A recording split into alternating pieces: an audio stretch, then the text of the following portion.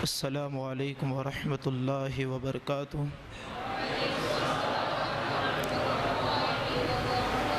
الحمد للہ رب العالمین، والصلاة والسلام علی اشرف الانبیاء والمرسلین، وعلى آلہ وصحبہ واہل بیتہ اجمعین، اما بعد، فاعوذ باللہ من الشیطان الرجیم، بسم اللہ الرحمن الرحیم۔ قل هل يستوي الذین يعلمون والذین لا يعلمون، صدق اللہ العظیم، وصدق رسوله النبی الامین المتین الکریم، ونحن على ذلك لمن الشاہدین والشاکرین والذاکرین، والحمد للہ رب العالمین۔ حیرت ہے کہ تعلیم و ترقی میں ہے پیچھے،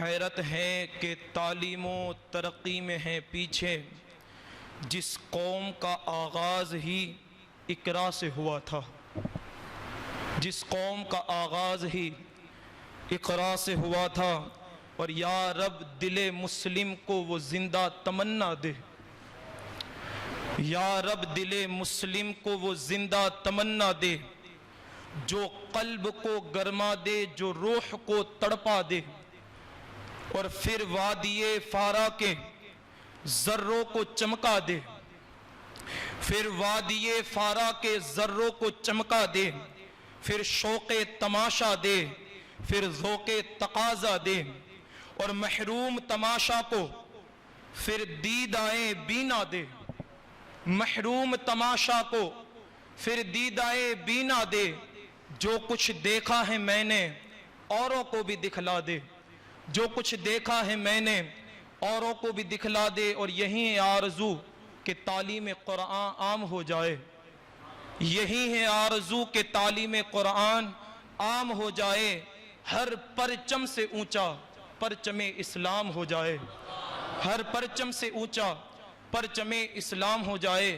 محترم احبہ، میں نے جس آیت مبارکہ کو آپ کے سامنے تلاوت کرنے کا شرف حاصل کیا ہے، اس کے تحت کچھ معروضات پیش کرنے سے قبل مصطفیٰ جان رحمت، شمع بزم ہدایت، کعبے کے بدر الدجا، طیبہ کے شمس الضحیٰ، نوشہ بزم جنت، دانائے سبل، ختم الرسل، کونین کے والی، خسرو خوباں، سیاح لامکاں، حادث انسو جاں، مکی سردار، مدنی تاجدار، دونوں عالم کے مالک و مختار، یعنی جناب احمد مجتبی محمد مصطفیٰ، ارواحنا فداک صلی اللہ تعالی علیہ وسلم کی بارگاہ ناز میں اپنی محبتوں اور عقیدتوں کا نذرانہ پیش کرتے ہوئے بآواز بلند درود و سلام کا نذرانہ پیش فرمائیں۔ پڑھی اللہم صلی علی سیدنا و مولانا محمد عربی صلی اللہ علیہ وسلم، صلاة و سلام علیک یا سید یا آقائی یا رسول اللہ، صلاة و سلام علیک یا حبیب اللہ صلی اللہ علیہ وسلم۔ مجھ سے پیشتر عزیزم حضرت علامہ و مولانا سید محمد الطاف میاں باپو شیرازی توبہ کے حوالے سے ایک دل آویز اور دل کو دہلانے والی اور ذہنوں کو خدا کے قرب کی جانب بڑھانے والی ایک مفصل تقریر ہم نے سماعت کی۔ اللہ کے حضور یہی دعا کرتے ہیں کہ اللہ مجدہ الکریم ہمیں بھی سچی توبہ کی توفیق اس عظیم رات میں کرنے کی توفیق نصیب فرمائے۔ حضرات محترم، میں اس مبارک رات میں چند ساعتوں کے لیے آپ کی سماعتوں کے حوالے حاضر آیا ہوں، اور ایک اچھوتا اور سب سے انوکھا عنوان اس شب میں لے کر آیا ہوں،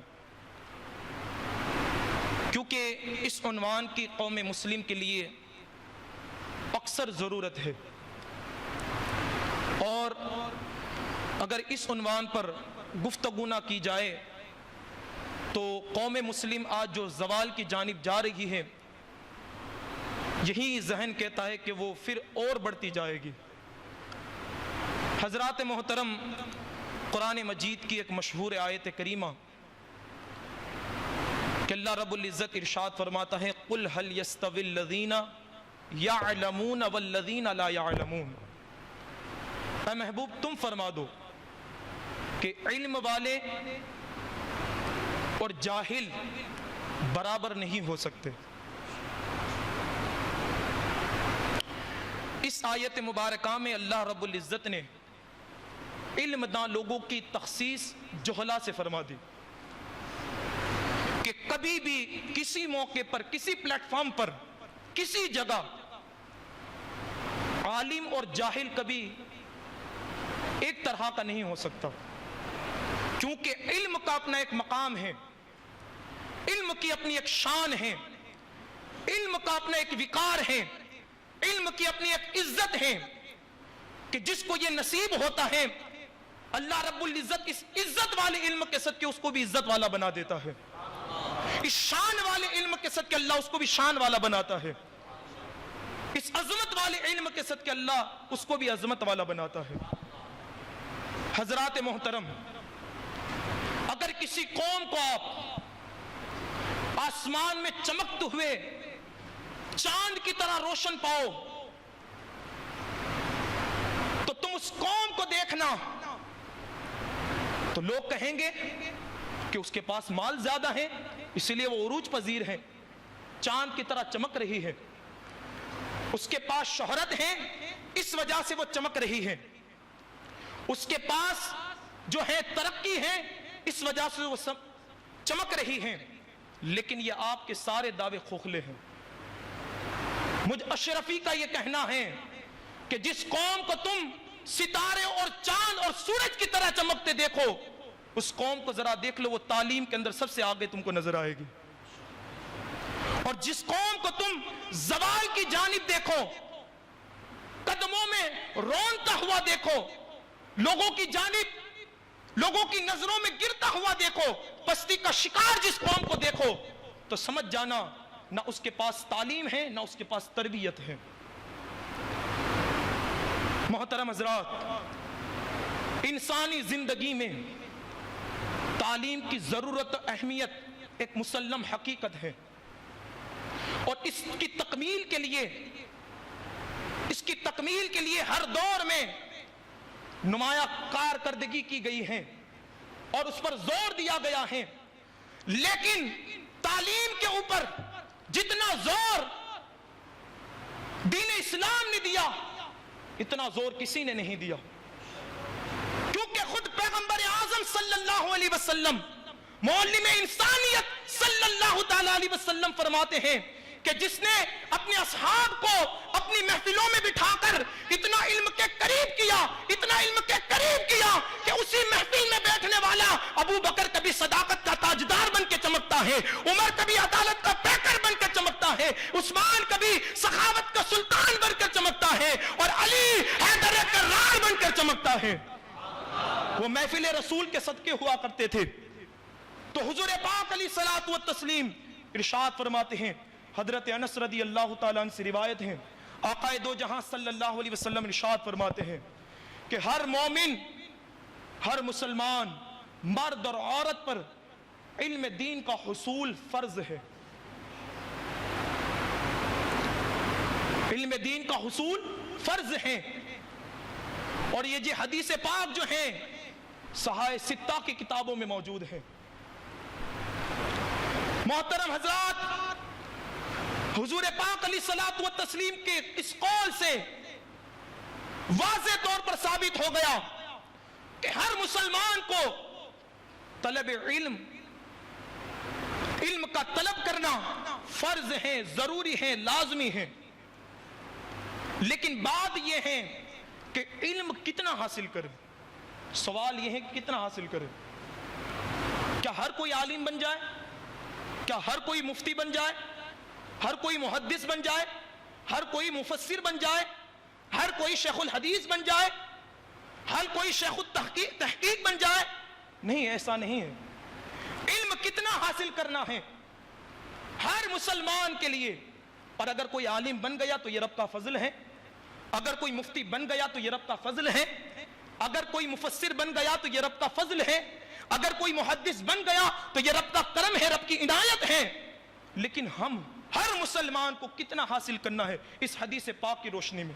تو بزرگان دین مستند کتابوں میں تحریر فرماتے ہیں کہ لکھتے ہیں کہ اتنا علم حاصل کرنا ضروری ہے کہ جس سے مسلمان کو اپنے عقیدے کے حوالے سے یقینی اور حقیقی معرفت حاصل ہو جائے, پھر اللہ کی عبادت کا طریقہ معلوم ہو جائے, حضور سے محبت کے تقاضے کیسے ہونے چاہیے وہ پتا چل جائے, حرام و حلال کے اندر وہ فرق کر سکے, اتنا علم حاصل ہو جائے, رشتہ داروں کے, اپنے ماں باپ کے اور خود کے حقوق پہچان سکے, اتنا علم حاصل کرنا ضروری ہے. یعنی بزرگان دین فرماتے ہیں کہ اتنا علم حاصل کرنا ہر مسلمان کے لیے ضروری ہے کہ جس سے وہ شریعت مطہرہ کو پہچان سکے, اللہ کی ذات کو پہچان سکے, رسول اعظم کی ذات کو پہچان سکے. اتنا علم حاصل کرنا ہر مسلمان پر فرض ہے. لیکن افسوس, صدہاں کروڑ افسوس کہ آج قوم مسلم کی حالت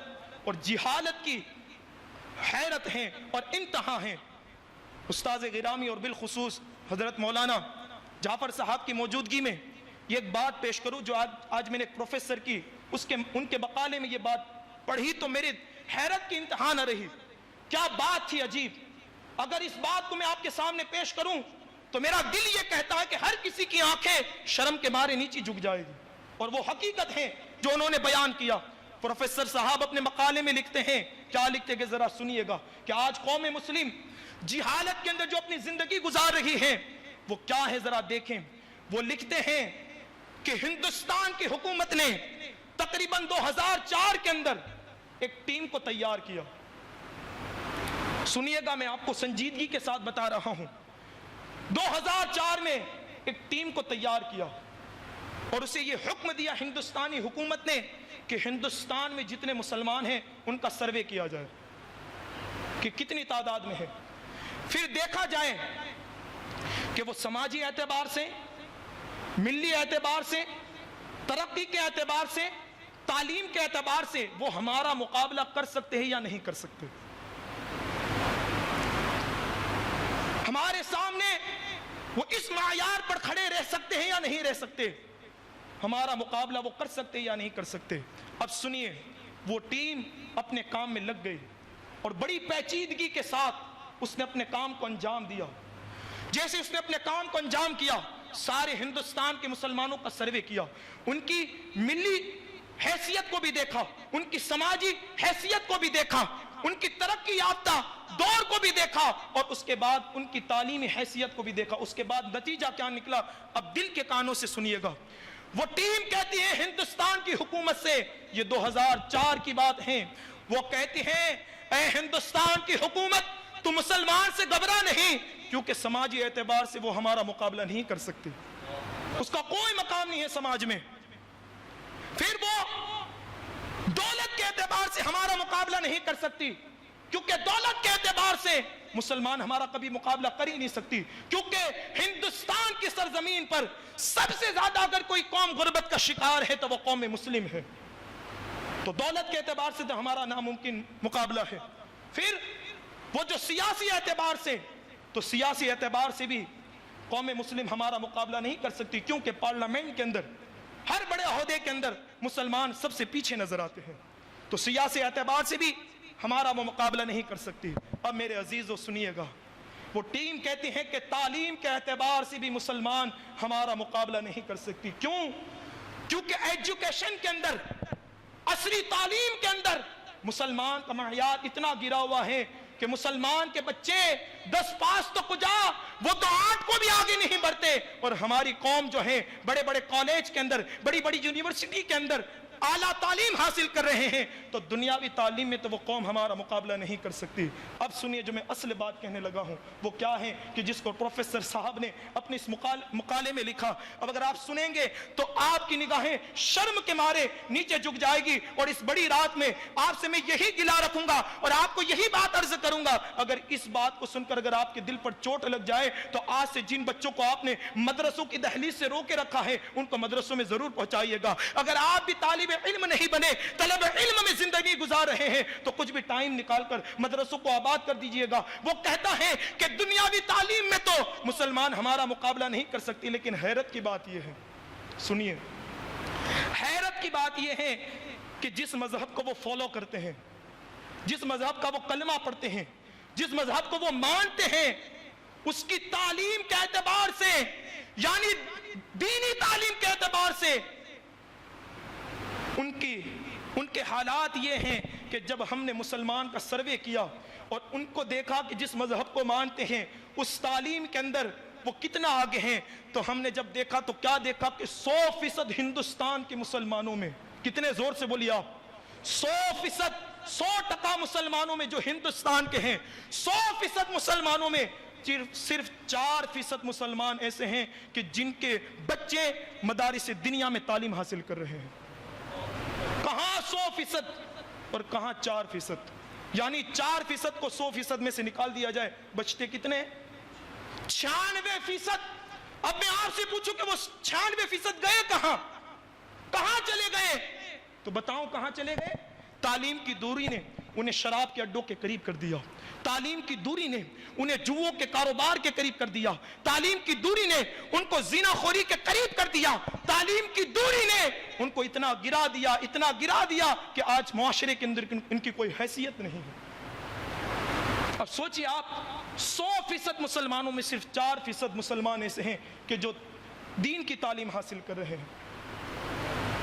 تو پتہ تو یہ چلتا ہے کہ اس دین کی تعلیم کو آپ بہت کم سمجھتے ہیں اور اس کو کم درجہ دیتے ہیں، لیکن میں آپ کو بتاؤں یہ جو تعلیم دینیہ ہے اس کا مقام کیا ہے، اس کی شان کیا ہے، اس کی عظمت کیا ہے، اس کی بلندی کیا ہے۔ ہاں حضرت آدم علیہ السلام کو جب اللہ رب العزت نے حضرت آدم کو پیدا فرمایا اور حضرت آدم علیہ السلام کو تمام اشیاء کے نام سکھا دیے تو اس علم کے صدقے سارے فرشتے حضرت آدم کو سجدہ کر رہے ہیں۔ پھر آپ آگے چلے، اس علم کا مقام کیا ہے، اس علم کی شان کیا ہے۔ حضرت یوسف علیہ السلام کہ جو مصر کے قید خانے میں تھے، یہی وہ علم دین تھا کہ حضرت یوسف کو مصر کے جیل خانے سے مصر کی سلطانیت عطا فرمائی، مصر کی بادشاہت عطا فرمائی۔ تو پتا چلا علم دین جو ہے بادشاہت بھی عطا کرتا ہے، عزتیں بھی عطا کرتا ہے۔ پھر آپ آگے بڑھیے، کتنا بڑا مقام دیکھیے استاذ گرامی، نعرہ تکبیر، نعرہ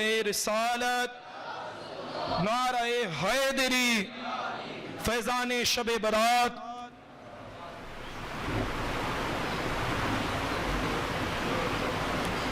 درود پاک کو نظر پیش کر اللہم صلی علی سیدنا و مولانا محمد عربی صلی اللہ علیہ وسلم، صلاۃ و سلام علیکہ یا سیدی آقائی یا رسول اللہ صلی اللہ علیہ وسلم۔ ہاں یہی وہ علم ہے کہ جس نے حضرت سلیمان علیہ السلام کو بادشاہت نصیب فرمائی ہے۔ ہاں یہ وہ علم ہے کہ جب نبی مختار صلی اللہ تعالیٰ علیہ وسلم کی محفل سجتی تو حضور پاک علیہ السلام اسی علم کی یہ شان بیان کرتے ہیں کہ جب طالب علم کے لیے اپنے گھر کی دہلیز سے نکلتا ہے، اللہ کے مقدس فرشتے اس کے پیر تلے اپنے پروں کو بچھا دیتے ہیں۔ زمین کی جتنے اشیاء ہیں، اللہ کی جتنے مخلوق ہیں، سمندر کے قطرے اس کے لیے مغفرت کی دعا کرتے ہیں، سمندر کی مچھلیاں اس کے لیے مغفرت کی دعا کرتی ہیں، درخت جتنے ہیں ان کی جڑیں اس کے لیے دعا کرتی ہیں، پھر جو ہے درخت کے جتنے پتے ہیں اس کے لیے مغفرت کی دعا کرتی ہے، درخت کے جتنے پھل ہیں اس کے لیے مغفرت کی دعا کرتی ہیں۔ حضور فرماتے ہیں کہ جو طلب علم میں نکلا گویا کہ وہ جنت کی راہ میں نکلا، جنت کے مسافر بنا۔ یہ حضور پاک علیہ السلام کی زبان سے علم کی شان، علم کی فضیلت کو سن کر جو محفل میں بیٹھتے تھے، انہی محفلوں میں حضرت فاروق اعظم کی ذات بھی بیٹھا کرتی تھی۔ جب اس حضور پاک علیہ السلام کے الفاظ کو فاروق اعظم نے سنا تو وہیں فاروق اعظم 12 سال کے اندر سورہ بقرہ کی تفسیر کو سیکھتے ہیں, سورہ بقرہ کو سیکھتے ہیں. ہاں جب حضور پاک علیہ الصلوۃ والتسلیم کی زبان سے جب یہ علم کے فضائل, علم کی عظمتیں حضرت مولا مرتضیٰ شیر خدا فاتح خیبر مولا مرتضیٰ, وہ علی کے جس کا علم میں دنیا میں کوئی مقابلہ نہیں کر سکتا, کوئی ان کے مقابل نہیں ہو سکتا, کہ جیسا علم مولا مرتضیٰ کا ہے, جیسی شان مولا مرتضیٰ کی ہے, جیسا علمی مقام مولا مرتضیٰ کا ہے, ایسا کسی کا ہو نہیں سکتا. میں کیوں نہ کہوں, خود فاروق اعظم صحابی رسول فرماتے ہیں. کیسے صحابی؟ حضور فرماتے ہیں اگر میرے بعد کوئی نبی ہوتا تو وہ عمر ہوتا, حتیٰ کہ میرے بعد نبوت کا دروازہ بند ہو چکا ہے. وہ عمر بھی جب مولا علی کی بات آتی ہے کہتے ہیں کہ اگر علی نہ ہوتے تو عمر بھی ہلاک ہو جاتا. اسی محفل میں بیٹھنے والے مولا مرتضیٰ, لیکن ان کے علم کی شان کیا ہے میں آپ کو بتاؤں. صرف یارو نام علی کا نعرہ لگا کر محبت مکمل نہیں ہو سکتی. علی کی محبت مکمل اس وقت ہے کہ جب ہم اپنے علی کے نام پر اپنے گھروں سے نکل کر مدرسوں کو آباد کریں, تعلیم کو فروغ دیں. لیکن سنیں یہی علی ہے کہ جس نے علم کو کتنا فروغ دیا ہے. آج اگر مسجدوں کے اندر مصلی پر صحیح تجوید کے ساتھ جو قرات ہو رہی ہے, مدرسوں کے اندر جو قرات صحیح طریقے سے پڑھی جا رہی ہے, قرآن صحیح طریقے سے پڑھایا جا رہا ہے, یہ کسی اور در کی خیرات ہی مولا مرتضیٰ کے در کی خیرات ہے, یہ علی کے در کی خیرات ہے. کیونکہ تجوید کا بانی اگر کوئی ہے تو وہ فاتح خیبر, حسن کا بابا, حسین کا بابا, فاطمہ کا شوہر مولا مرتضیٰ ہے, کہ جس نے علم تجوید کو فروغ دیا, علم تجوید کو آگے بڑھایا. اور آج جہاں جہاں صحیح طریقے سے یہ قرآن پڑھا جا رہا ہے یہ مولا مرتضیٰ کی خیرات ہے. لیکن ایک عجیب بات جو میں نے مقالے میں پڑھی میں آپ کو بتاؤں. یارو علی کا نام لینے سے علی کی محبت مکمل نہیں ہوتی. علی کی طرح کام کر کے بتاؤ پھر کہیں کہ یہ علی والا ہے. وہ شہر جس شہر کو عراق کہا جاتا ہے, اور اس شہر کا ایک مشہور علاقہ جس کو کوفہ کہا جاتا ہے. ٹھیک سنیے آپ, کوفہ کہا جاتا ہے. چند اصحاب رسول صلی اللہ علیہ وسلم نے اس علاقے کو آباد فرمایا, پھر وہ شہر کی شکل میں بنا. لیکن عراق کو, کوفہ کو وہ عظمتیں, وہ شان اور بلندیاں نصیب نہیں تھی, اس کو کوئی ترقی نہیں ملی تھی. اب ترقی کہاں سے ملی؟ کوفہ کی, عراق کی ترقی کی داستان میں آپ کو بتاؤں. ترقی کہاں سے ملی؟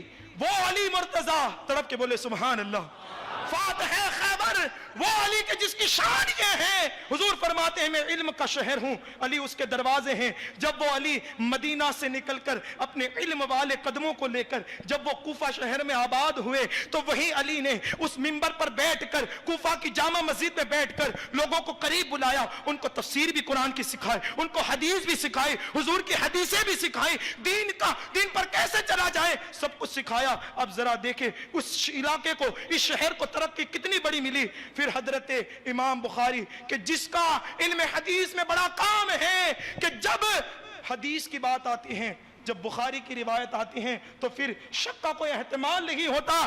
وہی امام بخاری فرماتے ہیں کہ جتنا سفر میں نے حدیث کے لیے کوفہ شہر کا کیا ہے اتنا سفر کسی اور شہر کی جانب نہیں کیا. جس شہر کو کوئی پہچانتا نہیں تھا, وہی علمی ذات کہ جس کے علم پر ہم سب کے علم قربان, جس کے در سے علم کی آج بھی خیرات بٹ رہی ہے, اس علی نے کوفہ میں اپنا قدم کیا بسایا. اس شہر کو اتنی ترقی دے دی, اتنی ترقی دے دی کہ جب امام بخاری بھی اس شہر کا ذکر کرتے ہیں تو کہتے ہیں کہ مجھ بخاری نے بھی جتنا سفر اس عراق کی جانب شہر کوفہ کا کیا اتنا کسی شہر کا نہیں. کیوں کہ مولا علی نے اتنے محدث پیدا فرما دیے تھے, وہاں اتنے مفسر پیدا فرما دیے تھے کہ اتنے محدث اور مفسر کہیں اور نظر نہیں آتے. یہ علی کی ذات ہے. پھر علی نہیں, آپ علی کے بیٹوں کی تاریخ پڑھیں. امام حسین کو تو صرف ہم نے کربلا میں شہید ہونے والوں کا ہی نام شمار کیا. نہیں یارو, جب مولا حسین کا سفر شروع ہوا تھا تو وہ 20 سفر میں اپنے ساتھیوں کو قرآن کی تفسیر بھی سکھایا کرتے تھے، علم حدیث بھی سکھایا کرتے تھے، محفل واعظ بھی ہوا کرتی تھی۔ وہی حسین جب کربلا کے میدان میں فصیح اور بلیغ انداز میں خطاب دیتے ہیں تو لوگوں کی حیرت کی انتہا نہ رہی۔ ذرا سوچئے تو صحیح، یہ حضرت مولا حسین کو یہ علمی مقام کہاں سے ملا، یہ فصاحت اور بلاغت کہاں سے سیکھی؟ کیونکہ انہوں نے اپنے بابا کے در پر رہ کر علم دین کو حاصل کیا تھا، یہ ان کا علمی مقام۔ پھر آگے بڑھیں، ان کی نسل میں جتنے امام ہوئے ان کے علم کی شان کیا ہے۔ امام جعفر صادق کی ذات کو آپ پڑھیں، کیسا علم، ایسا علم کسی کا نظر نہیں آتا۔ لوگ آج کہتے ہیں حضرت جی ہم علم کیوں حاصل کریں، اور ادب کے ساتھ میرے کچھ احباب یہ بھی کہتے ہیں کہ ہم خانقاہی آدمیوں کو تعلیم کی کیا ضرورت، ہمیں تو سب ورثے میں ملا ہے۔ ٹھیک، میں کہتا ہوں کہ تمہیں سب کچھ ورثے میں ملا ہے، تم پیر ہو، ٹھیک، لیکن کیا غوث پاک سے بھی کوئی بڑا پیر ہو سکتا ہے؟ غوث پاک سے بھی بڑا پیر ہو سکتا ہے؟ ارے ولی اس وقت تک ولی نہیں بن سکتا جب تک کہ وہ شریعت کا علم حاصل نہ کرے۔ لیکن یہ تو ولی کی بات ہے کہ ولی اس وقت تک ولی نہیں ہو سکتا جب تک کہ وہ علم حاصل نہ کرے، لیکن جو مادرزاد ولی ہو تو کیا اس کے لیے بھی علم کا حاصل کرنا ضروری ہے؟ جو مادرزاد ولی ہو اس کے لیے بھی ہے ضروری؟ تو مادرزاد ولی کون ہے؟ شیخ عبد القادر جیلانی۔ لیکن جب ان کی تاریخ پڑھیں آپ، مادرزاد ولی ہیں، اللہ نے ماں کے پیٹ میں سب کچھ عطا کیا، پھر بھی وہ گیلان سے نکل کر بغداد کا سفر فرماتے ہیں، پھر بھی وہ کر رہے ہیں۔ پھر آپ یہ بھی کہیں گے، میں آپ کو یہ بھی کہوں کہ لوح محفوظ کو پڑھنے والے کے لیے بھی علم کا حاصل کرنا ضروری ہے۔ غوث پاک کا آپ نے واقعہ سنا ہوگا کہ آپ نے بچپن کے عالم میں جب آپ کے نانا جان حضرت عبداللہ سمعی رحمت اللہ تعالیٰ علیہ کی بارگاہ سے خاتون جب رنجیدہ ہو کر باہر نکلی، میرے مرشد غوث پاک نے پوچھا وہ خاتون کہاں جا رہی ہے؟ کہا کہ حضرت جی آپ کے نانا کی بارگاہ میں آئی تھی لیکن رسوا ہو کر چلی گئی۔ کہا کہ کام کیا ہے؟ کہا کہ ایک ہی دل کو دہلانے والا اور دل سے لگنے والا ایک پیارا سا بچہ تھا لیکن وہ بھی فوت ہو چکا۔ میرے مرشد نے کہا ٹھہرو ٹھہرو، میں بھی دیکھتا ہوں۔ آپ کشف میں چلے گئے، کچھ دیر کے بعد آنکھیں کھولی اور کہا او مائی تیرا بچہ مرا ہوا نہیں بلکہ زندہ ہے۔ اپنا دیکھ، اپنے بچے کے سر سے کپڑا ہٹا کر دیکھ، تو جو بچہ مرا ہوا تھا میرے مرشد کے الفاظوں سے اللہ نے اس کو زندگی عطا فرمائی۔ تو یہ کیا تھا؟ وہاں کھڑے کھڑے غوث پاک نے اس کی لوح محفوظ پر جو تقدیر ہے اس کو پڑھا۔ اب جو تقدیر کو پڑھتا ہو بچپنے میں وہ بھی علم کے لیے سفر کرتے ہیں، اور آپ کتنے بڑے کون سے عالم ہو گئے، پیر بڑے ہو گئے کہ آپ کو علم کی ضرورت نہیں۔ اسی طرح بے شمار واقعات میں ان کتابوں کے اندر لے کر آیا تھا لیکن وقت میں اتنی گنجائش نہیں نکلی۔ ایک آخر میں ایک بات اپنی پیش کر دوں، دل کی بات پیش کر دوں۔ آج قوم مسلم اتنا زوال کی جانب ہیں کہ کاش کوئی اس کو اٹھا سکے، اور اس کی وجہ تسمیہ کیا ہے؟ علم سے دوری، علم سے دوری، علم سے محبت کا نہ ہونا، علم سے پیار کا نہ ہونا۔ میں آپ کو بتاؤں، جب جو ہے دارالعلوم کے اندر دینی تعلیم دی جاتی ہے اور اس کے مد مقابل دنیاوی تعلیم ہے، لیکن آج ہمارے معاشرے نے دنیاوی تعلیم کو اتنی عزت دی، اتنا وقار دیا کہ حیرت کی انتہا ہے۔ انکار نہیں کرتا، اپنے بچوں کو سب کچھ بنائیے، لیکن جب تک دینی علم اس کے سینے میں نہیں تب تک وہ کورا آدمی ہے، تب تک اس کا سینہ لبریز نہیں ہو سکتا جب تک اس کے سینے میں دینی علم نہیں، دینی ایجوکیشن نہیں ہے۔ لیکن آج ہم جب اس کو تولتے ہیں، ایک طرف دنیاوی علم ہے، ایک طرف دینی علم ہے۔ میں کوئی مخالفت نہیں کرتا، لیکن آپ اپنی آنکھوں سے دیکھیں، جب مدرسے کے اندر مولانا صاحب ایک کتاب کے پیسوں کے لیے کہتے کہ تجھے دارالعلوم کے اندر سے کتاب خریدنی ہے کہ جس کی قیمت 200 روپے ہے، جب وہ بچہ جمعہ کے دن اپنے والدین کو آ کر کہتا ہے مولانا صاحب نے کہا ہے بھائی 200 روپے کی کتاب لینے کی ہے، باپ کہتا ہے مولانا کو شرم نہیں آتی؟ 200 کی بات کرتے ہیں, ذرا دیکھ نہیں رہے حالات کیسے ہیں, تنگی کے شکار ہیں ہم, اور مدرسوں میں مولانا صاحب 200 مانگ رہے ہیں. ہائے رے میرے عزیز. پھر وہی آدمی جس کا بیٹا اسکول کے اندر جا رہا ہے, فیس کی گھڑیاں قریب آتی ہیں, 5 دن قبل اس ٹیچر اس بچے کو بلاتا ہے اور کہتا ہے کہ 20,000 روپے تجھے اس 5 دن کے اندر مکمل کرنے فیس کے, اور اگر تو نے یہ نہ کیے تو تیرا داخلہ خارج کر دیا جائے گا, تجھے نکال دیا جائے گا. جب وہ بچہ ٹیچر کی داستان اپنے باپ کو آ کر سناتا ہے, باپ کچھ بھی نہ کہے بغیر گھر سے باہر نکلتا ہے اور دیکھتا ہے کہاں میرے پیسے رکے ہوئے ہیں, جلدی انتظام کیا جائے اور ٹیچر کے یہاں, اسکول کے یہاں 20,000 کی رقم کو بھر دی جائے. یہ ہے ہماری تعلیم سے دوری اور ہماری داستان. آپ ہر کوئی اس مرحلے سے گزرے ہیں. آپ جانتے ہیں کہ ہم نے عصری تعلیم کو کتنی عزتیں دی. عزتی دیجیے, اپنے بچوں کو پڑھائیے, لیکن سامنے دینی علم کو بھی رکھیں. وہ باپ مبارکباد کے لائق ہیں کہ جو اپنے بچوں کو پڑھاتے بھی ہیں اور علماء کو نذرانہ بھی دیتے ہیں, اس نیت کے ساتھ کہ اگر میں نے نذرانہ دیا, مولانا صاحب خوش ہو کر خوش عقیدگی کے اندر میرے بچوں کو تعلیم کے اندر اضافہ فرمائیں گے. اگر اس نیت سے دیا, میں نے بارہا لوگوں کو دیکھا ہے اور میری ساتھ بھی یہ وہ شاہد واقعہ ہے. مولانا اگر اجازت ہو تو میں بیان کروں. مولانا جو ہمارے مدرسے میں پڑھے ہوئے, جن کا نام مولانا اشرف اور ان کا ایک بھائی ہے جن کا نام مرزا حسین, ان کے والد کا یہ معمول ہے. انہوں نے مجھے یہ کہا نہیں, لیکن میرا دل یہ کہتا ہے کہ آج ان کے بچے طلب علم میں بڑی عزتیں حاصل ہیں, بڑا کام کر رہے ہیں, اللہ ان کو اور ترقی دے. لیکن اس کے باپ کا یہ معمول ہے, تقریباً میرے پیچھے جمعہ کی نماز ادا کرتے ہیں. ان کا یہ معمول ہے. ایک مرتبہ میں نے دیکھا کہ جب بھی وہ نماز جمعہ ختم ہوتی ہے تو وہ امام صاحب کو کچھ نہ کچھ نذرانہ دیتے ہیں. تو پھر میں نے یہ چیک کیا کہ یہ خاص میرے لیے ہے یا دوسروں کے لیے بھی. تو ایک مرتبہ میں جمعہ کے دن غیر حاضر تھا, تو میں نے دیکھا کہ اگر یہ دوسرے کے ساتھ معاملہ کرتے ہیں تو بات کچھ اور ہے, نیت کچھ اور ہے. تو کیا دیکھا کہ جو دوسرے تھے ان کے ساتھ بھی انہوں نے یہی معاملہ فرمایا.